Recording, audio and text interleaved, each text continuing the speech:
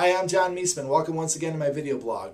I want to talk to you today about banks and the loss mitigation process and MERS. We updated you before via Key News, and we talked about how the Michigan Supreme Court had overturned a lower court ruling that invalidated many foreclosures done by MERS. The Michigan Supreme Court said those foreclosures were indeed valid.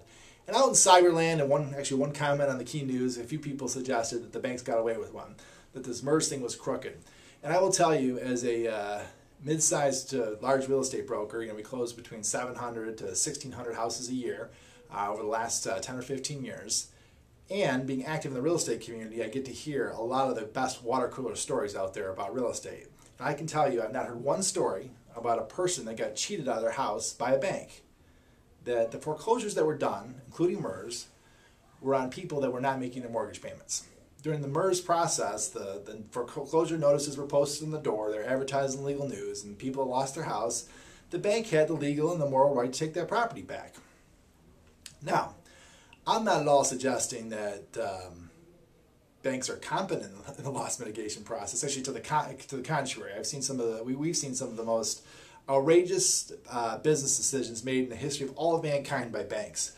I mean, banks getting offers on houses that they were potential short sales for $220,000, rejecting that offer during the short sale process, and get so caught up in the paperwork and falling all over themselves trying to process a short sale, rejecting an offer at $220,000, foreclosing on that property and putting it back on the market at $150,000.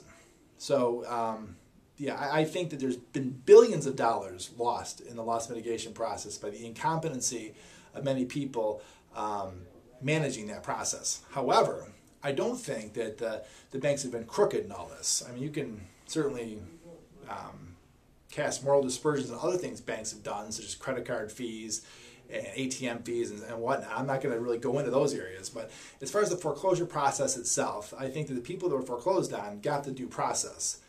Not to say that I'm not empathetic or sympathetic, rather, to the people that lost their houses. There's lots of good people in this economy that are hardworking, that had a reduction in income, or lost their job completely and they could no longer afford their mortgage payment. Those are definitely difficult circumstances.